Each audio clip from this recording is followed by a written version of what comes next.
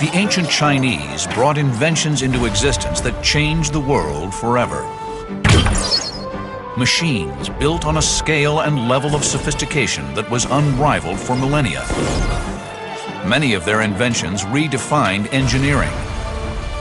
But perhaps their most lasting legacy lies in one area: a sphere of technological innovation in the field of war.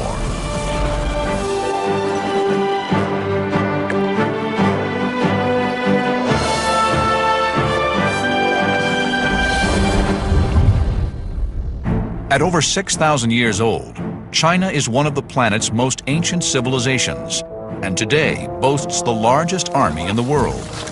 60 centuries of military heritage has left an incredible legacy of technologically advanced weapons. Now, new discoveries are making us realize that much of what we thought we invented actually existed thousands of years ago. Armies that used handguns, landmines, and massive attack catapults to destroy whole towns. Lethal flamethrowers that rained fire on the attackers. High-velocity cannons and lethal incendiary bombs that blasted whole battalions out of existence. And even self-propelled missiles. Machines of war that would be instantly recognizable to the frontline troops serving in today's armies. Most of the weaponry used in modern warfare has its roots originally in China. Chinese military innovators were thousands of years ahead of their time. The Chinese, throughout a lot of history, have been at the absolute cutting edge of military technology. Incredibly, their use of gunpowder and military rockets is stunningly similar to the way we use them in battle today. It's certainly one of their major contributions, for better or for worse, to the history of the world. There's no doubt that through a lot of history, the Chinese have been the greatest military innovators on Earth, and their technology has certainly been at the absolute forefront. In 400 BC, China was not a unified country. Several states existed in the area, and they were all trying to take control. The state that could take control of its neighbors would win the greatest prize: domination of China. And to beat their neighbors in battle, the Chinese military engineers accelerated the development of killing machines. In the Bronze Age, around 800 BC, warfare in China relied on hand-to-hand combat and the sword. Chinese blacksmiths were producing amazing advances in metalworking. The result was an array of axes, knives, and swords, the most lethal blades the world had ever seen. The craftsmanship that went into a Chinese sword was extraordinary. They forged iron with carbon to produce ultra-hard blades set into hilts of exquisite craftsmanship. They used an ingenious approach to cooling the blade in the forge, where the middle was coated in a heat-resistant substance that allowed the edge to cool quicker than the middle. The result was a very strong and very sharp weapon. As their skill with metal grew, so did the length of the blades they could produce. In the Kingdom of Qin, swords became longer, about 36 inches, and this gave a good advantage in combat. The longest swords in Europe at the time were only 27 inches long. To make long swords, advanced technology was needed to assure their sharpness and flexibility. Swordsmiths had mastered the chemical properties of metal, in particular chromium plating, an extremely complex chemical process. The result was an incredible level of hardness and durability. The sword still shines and has not gone rusty after 2,200 years. This is a result of the chromium plating on it. How could the Chinese swordsmiths have coated the 8-sided blades with this chromium? With no electricity 2,200 years ago, the chromium plating must have been done by a chemical method. Something rich with chromium was wiped on the weapons, or the weapons were buried with chromium and heated up. The answer is still a mystery. But even after 2,000 years, the swords have the cutting precision of a modern-day razor. At point-blank range, a trained swordsman could deliver the point of the sword into an enemy with a force of 3,000 pounds, enough to drive through armor, flesh, and bone. Each sword has 8 surfaces, and every line on each surface is beautifully crafted. The most important thing is that the blades are really sharp. This is actually as sharp as a razor. At the Tangxi sword factory in Qiping, modern craftsmen are still creating these exquisite weapons in the same way they were crafted 2 millennia ago. The iron is forged in furnaces heated to 1130 degrees, just using air and charcoal. The sword is then pounded with a heavy hammer. This flattens the sword into a very thin blade and also hardens the metal. This process, known as tempering, is repeated time and time again, at each stage the sword becoming harder, thinner, and more deadly. Attention is paid to the smallest details on the beautiful hilts, and the result is an exquisite creation, part work of art, part deadly weapon. But were there even longer blades wielded in ancient China? Dr. Tom Richardson is curator at the Royal Armouries in Leeds, England. The armories boast one of the largest collections of rare military hardware on the planet. Here lies one of the most unique weapons of the ancient world, a dagger axe. It was called the Ge. This beautifully engineered, pointed, bladed weapon was originally fastened onto a 10-foot staff. The dagger axe inflicted massive punishment over 2,500 years ago. Today, only the bronze blade itself remains. The fluke at the back of the blade passes through the haft, and the slots here on the back of the blade are intended to bind the blade onto the haft. The weapon's precision design ensured that the blade could be used to maximum effect in hand-to-hand combat. Each blow would deliver a force of 6,000 pounds. To be on the receiving end of just one thrust would have been agonizing. They're swung on very long hafts, and you can imagine the concussive impact of one of these blades swung on the end of a long pole. By 1000 AD, China was over 1,000 years old and had consolidated her military might. Her engineers and blacksmiths were becoming expert at creating deadly weapons. But it was the chemists and alchemists who stumbled across a mixture that would completely rewrite the history books and redefine the art of war like nothing before or since. The art of warfare would be unrecognizable today were it not for a 1,000-year-old Chinese invention. The first we hear about gunpowder in ancient China is actually from philosophical Taoist tracts. These were scientists looking for elixirs of immortality, and what they found was in fact the exact opposite. The art of warfare was changed forever. The introduction of gunpowder was the first time that any kind of energy other than human muscle had been applied to warfare. Until that time, everything had to be done by either human or animal muscle. Gunpowder harnessed chemical energy, which could be released over a very short period of time, and gave that enormous power into the hands of the military.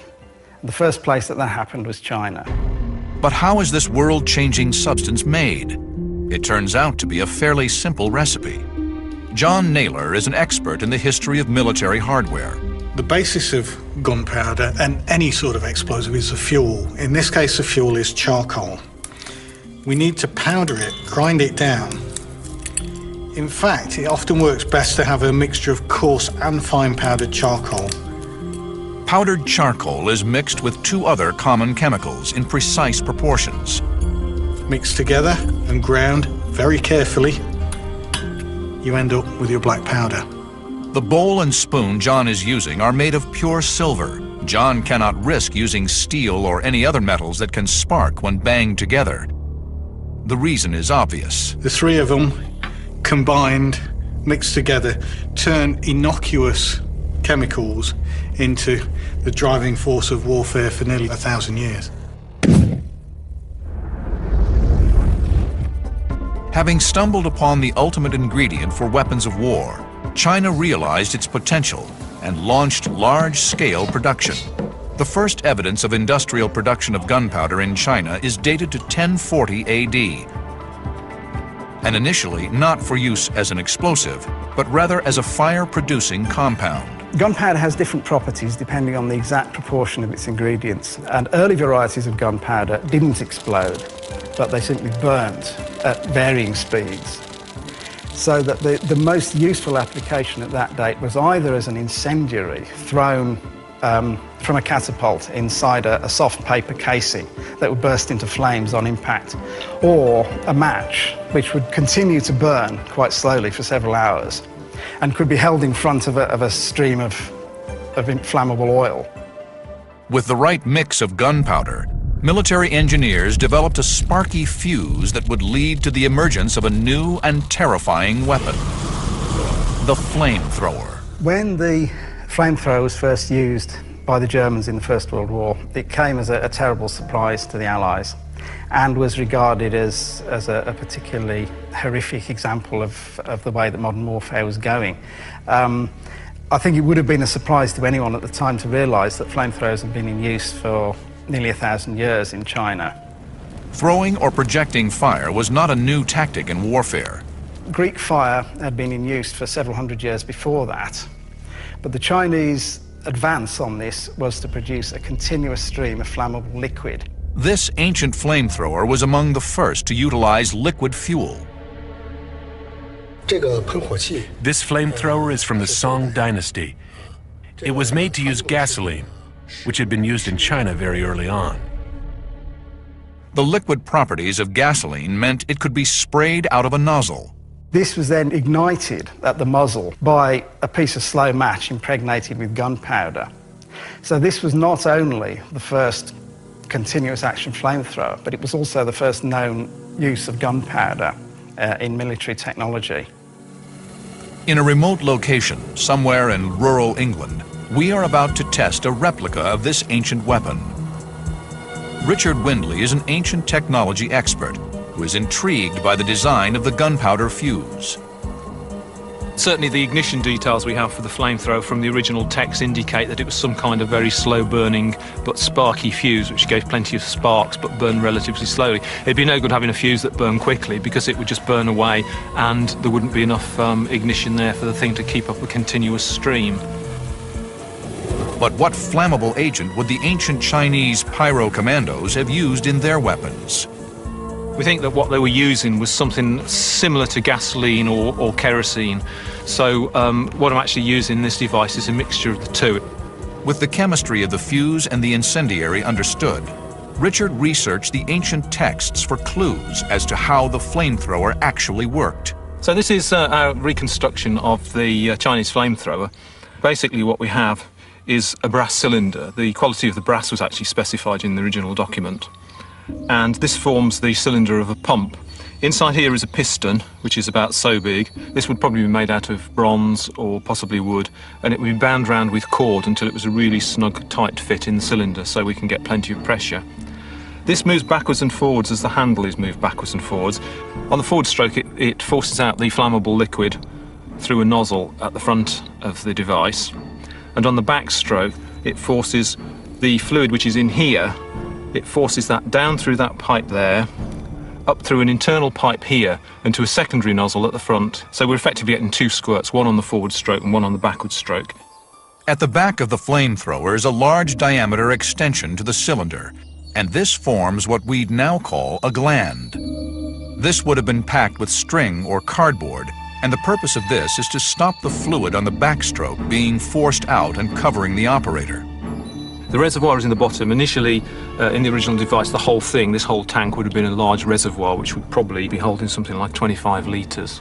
There is a small flap valve made of brass which has a pivoted hinge. This allows the fuel to be drawn up into the cylinder on the forward push and along this tube, rather than back into the reservoir on the second stroke and into the secondary nozzle ignition chamber at the front.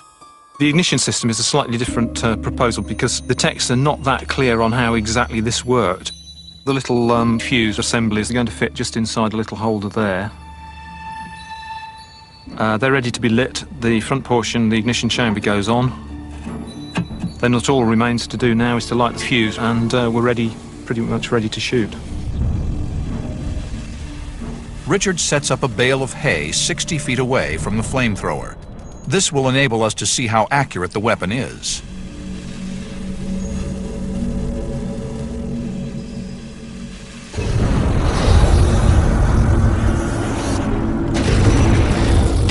The flamethrower fires burning gasoline over 60 feet and instantly incinerates the target Richard has set up.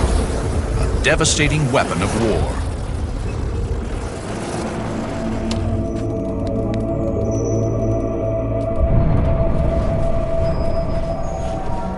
Well, that from where I was standing, that was absolutely staggering. That was awesome.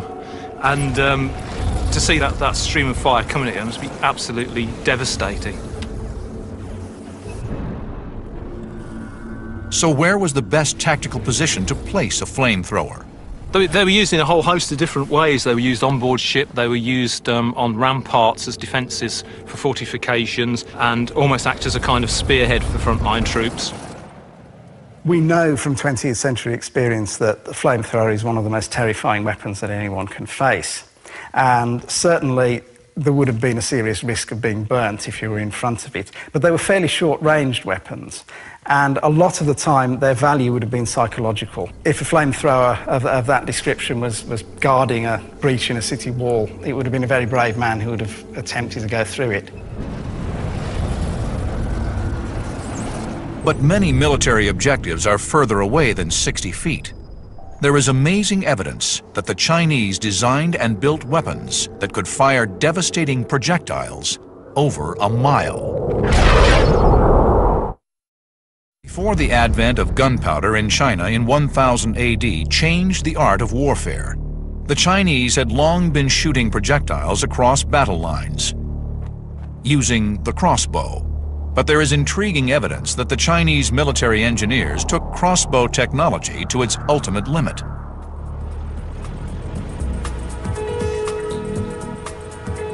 In Chinese archives lies a rare copy of an ancient text, The Essentials of the Military Arts, written in the 11th century. It is a magnificent document on ancient Chinese warfare. Within its pages are fascinating glimpses of complex and awe-inspiring machines. One such machine was the triple crossbow, an incredibly powerful siege weapon.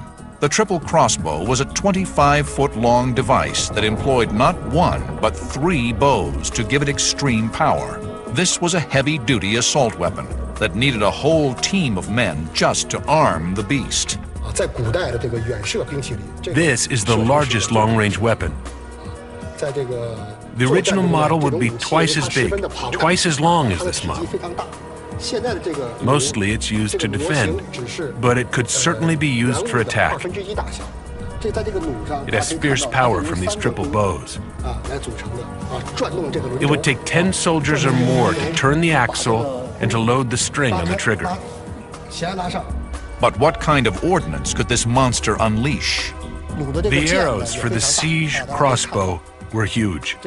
They were made from iron and could fly as far as a mile. These 10-foot full metal jacket-tipped missiles would have smashed through anything they met. But despite its gargantuan size, the siege crossbow was a mobile and versatile weapon. The giant siege weapon was mounted on a pivot and axle, allowing it to be targeted quickly and with precision. Once the weapon had a target in its sights, the power straining to unleash the missile would be freed by banging the trigger with a hammer. The ability to threaten a town with a single weapon provoked a rush to develop countermeasures and defenses within Chinese city walls. And where the defenders built higher and wider, the aggressors built taller and stronger. Perhaps the most effective of the ancient Chinese siege attack weapons was the whirlwind catapult. Acting like a heavy-duty sniper rifle, the whirlwind could release a projectile with pinpoint accuracy at any part of the town wall or its inhabitants.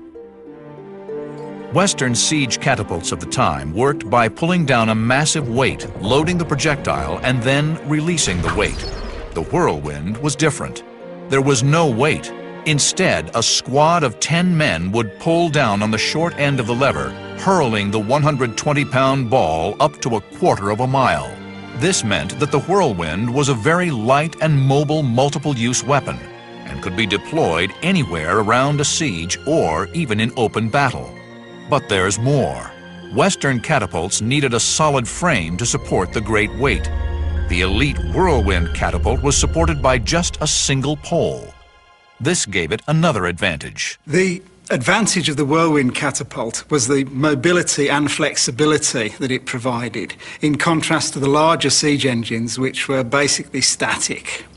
A whirlwind catapult could be mounted on a tower or a city wall and used to command a very wide arc of fire, or alternatively on the battlefield it could be rushed quickly to any place where massed firepower was required.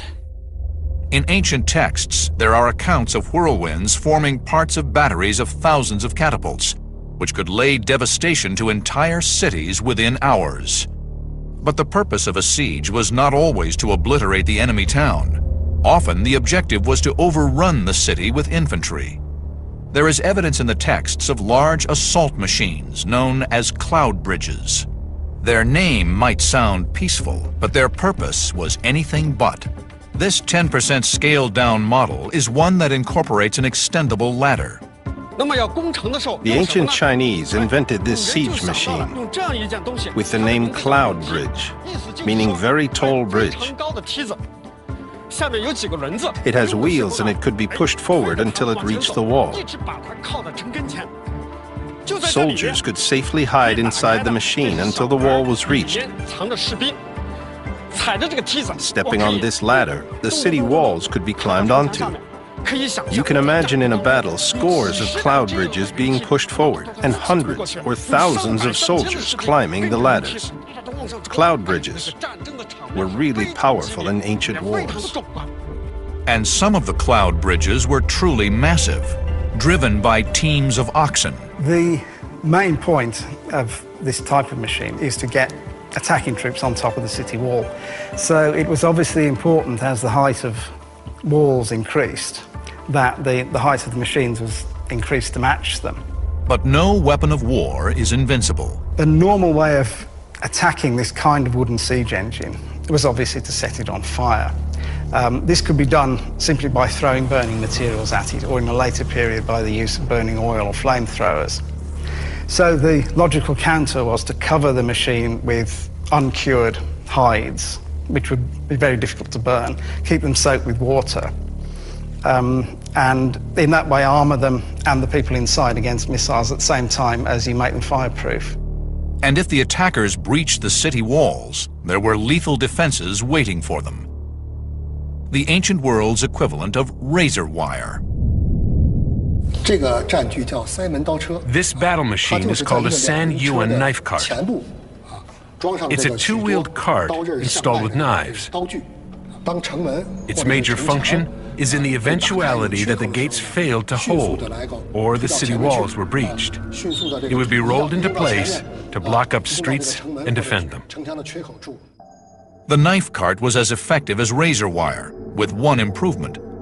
It was mobile and could be deployed wherever the defender's need was greatest. But just like razor wire, it could fit any gap. In the ancient wars, a practical cart was built according to the size of gates or width of streets. I think it would be twice the size of this, at least. But not all heavy military hardware was used in urban conflict. At first sight, it might look like it was designed to scale city walls, but this machine had a more intriguing purpose. This is a military machine used in ancient Chinese warfare with the name nest cart. It is actually a small house that can be lifted up and down to scout. In the middle area of China, the lands are mainly flat, which makes it difficult to see far on the enemy's side. With this device, we could see the enemy's situation from high. Military satellites fill the tactical role of the nest cart in modern warfare. However, there are ancient Chinese weapons that were developed nearly a millennium ago, whose basic technology is little changed from that used by our armed services today. the Chinese innovated the greatest revolution in warfare technology the world has ever seen: the gun. The range and ingenuity of Chinese weapons of war is incredible, but it wasn't until the invention of gunpowder that Chinese military hardware entered the modern era, and ancient Chinese armies began to use a weapon that would be recognizable to the modern soldier. By the 10th century, weapons called fire lances, bamboo tubes filled with kinds of gunpowder, mixed with fragments of iron, ceramic shards, things like that, they were set fire to. You advance towards the enemy, and these things spit fire and various bits of poisoned ceramics. At the same time, new compositions of gunpowder were being developed, which produced much more explosive force and less in the way of flames. And when these were combined with the principle of the projectile being forced out of a barrel, the result was the development of the gun. In the National Military Museum in Beijing lies a stunning weapon: the world's first handgun. Made in the Xisheng period in 1351, this extraordinary weapon shows characteristics of a modern firearm, including the clearly visible muzzle and firing chamber. The invention of gunpowder weapons certainly revolutionized Chinese warfare, but it did far more than that. Within 40 years, the same technology had spread all the way from China to the west of Europe. And in fact, the use of gunpowder as a propellant, as a weapon, revolutionized world warfare. This is an example of a Chinese gun, probably of the 16th or 17th century, but it's a wrought iron construction with hoop staves around the barrel. And this type of gun appears really very, very early in China. You can see at the center there's a thickened breech section to reinforce the barrel against the blast as the main charge goes off. And you can see the touch hole where light's applied to it. A fuse would be placed into the hole. When this fuse was lit, it would carry the flame into the breech of the weapon. Inside, the packed gunpowder would explode violently. The entire force of the explosion had nowhere else to go other than to force the projectile out of the long tube towards the hapless target. The bullet is projected out of the gun with incredible force. The same principle which is used in the early handguns which have been found from medieval China can be applied to very much bigger weapons, including cannon large enough to batter down city walls. This is the earliest tube-shaped metal gunpowder weapon in the world. It was made in the year 1332 and is the grandfather of all modern cannons.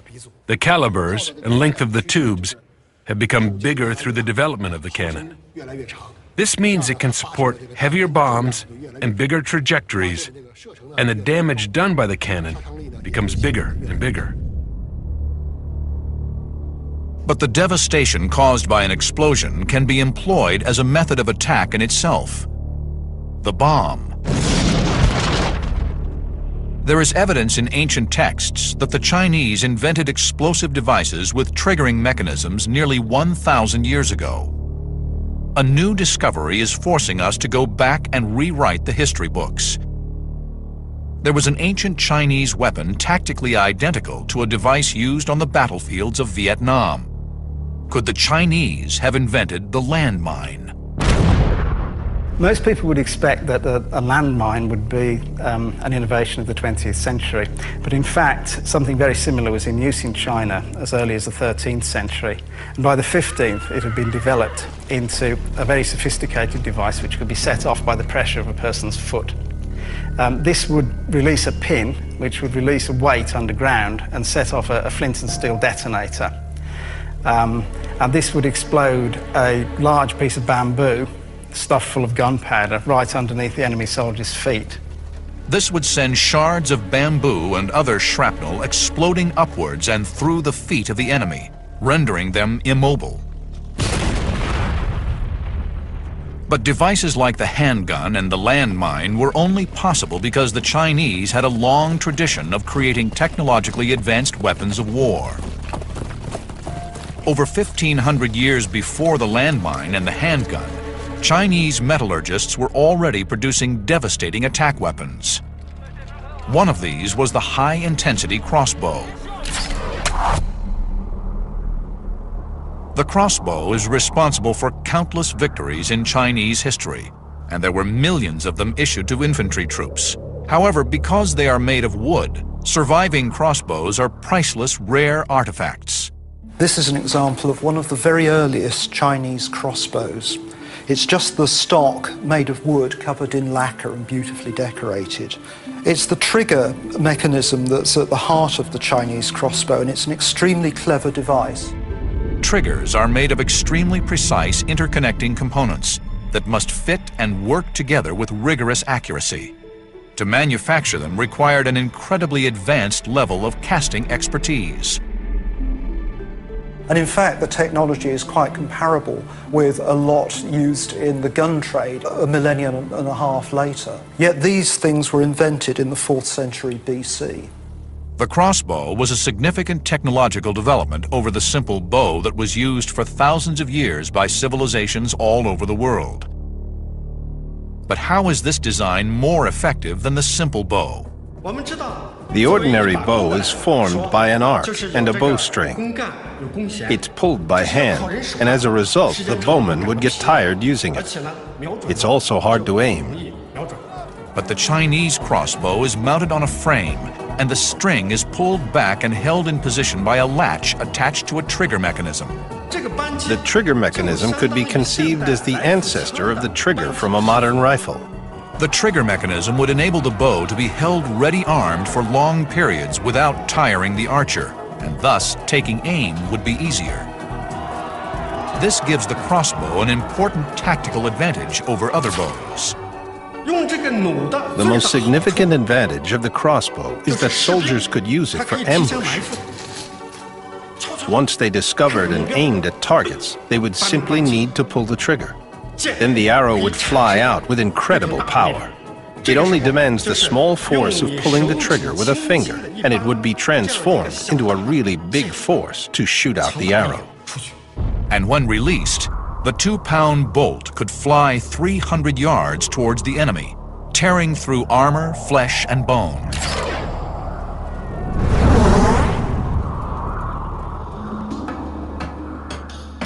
Crossbow technology and the skill of crafting these elegant assault weapons has not been lost. Yang Fushi comes from a long family line of crossbow makers that dates back nearly 2,500 years. He still makes bows to an ancient design, using only the tools and materials available to the ancients. I couldn't tell you how many generations in my family have been making bows. My ancestors were all bow makers. This looks exactly the same as a crossbow excavated from a West Han tomb. This is a Han Nu crossbow. In Chinese, this means with anger. Its history can be traced back to 2,500 years ago. This replica was made exactly according to ancient drawings. The trigger on this crossbow is made of bronze and exactly the same as the one excavated. Many modern tools were used like lathes, mills, and planes. Our ancestors could make these exquisite triggers thousands of years ago without modern tools. Through the process of creating these beautiful replicas, Yang Fushi has discovered a tactical benefit of the crossbow. The leather strips bound on the chocks are to fasten the bow. The bow can be disassembled to make it convenient to carry on military marches, and then reassembled on the battlefield. But how powerful could a crossbow get, and what was its ultimate range? According to ancient texts, the most powerful crossbow could have a tensile force of up to 260 pounds. It was called crossbow loaded with feet. It could reach over 500 yards. Very deadly. This devastatingly lethal attack weapon could fire 20-inch bolts at the enemy, with a force equivalent to being hit in the chest with a modern .357 bullet. But the Chinese military were continuously developing and refining their arsenals. By 200 AD, they had taken the crossbow to a new lethal level. Centuries before the gun, while the rest of the world relied on the simple bow, the Chinese developed the world's first repeating shooting weapon, the repeating crossbow. It is the ancient world's machine gun. Here on top we've got a magazine that holds these bolts, slotting down into there like that. Holding this lever, working the action, the whole magazine comes forward. The string slips into that notch, so it can then be drawn back. It's also holding down a little peg, so that when the magazine is steady on the stock, pushes the peg, wallop, shoots the projectile down at the enemy. And as fast as you can work the action, that's how fast you can shoot. With 100 men to a company, 10 companies to a regiment, each with 1,000 crossbows, this meant that 6,000 or 7,000 bolts would have been tearing across the battlefield at once, instantly cutting down everything in their path. Incredibly, this murderous kill rate would not be seen again until World War I, over 1,500 years later. Now, the beauty of this weapon is it's idiot-proof. You don't need to be a trained soldier to use it. It gives the rate of fire that a trained archer can put out, but without all the hardship of learning to do it. It was common at the time for Chinese emperors to have retained armies. This meant that farmers who usually worked the lands of the empire could be called upon to take up arms in defense of their realm. The repeating crossbow was an ideal weapon to issue to an untrained soldier. Thousands of these weapons unleashed onto the battlefield would put doubt in the minds of any attacking force. Firing at a rate of 1 lethal bolt per second, the repeating crossbow was a unique development. An innovation that, incredibly, preceded the automated weapons of the 20th century by more than 15 centuries. Although a single bolt from a repeating crossbow would not cause enormous impact, the effect of thousands of them coming at once would have been devastating, especially if we consider that the tips would have been poisoned. A single scratch would have taken out an enemy soldier. But it wasn't until they unleashed the chemical energy in gunpowder that the Chinese brought the firing of missiles across the battlefield into the modern era. By the 11th century AD, the Chinese were starting to project missiles in a way that would be recognizable to a modern military engineer, in the gunpowder-fueled rocket. Gunpowder was first used for military purposes in China around 1000 AD. Its initial use in warfare was to create fuses for flamethrowers, but the flamethrower's range is limited by how far the machine can pump the flammable fluid. However, the Chinese had been using the explosive power of gunpowder in fireworks for entertainment. They also had hundreds of years' experience of unleashing projectiles at an enemy. It was just a matter of time before they discovered you could combine these two skills. An intriguing discovery by underwater archaeologists off the coast of Japan has uncovered evidence of what are believed to be China's earliest known exploding gunpowder-based projectiles. The researchers found something stunning: 2 intact and 4 partial bombs, encased in a dense ceramic shell.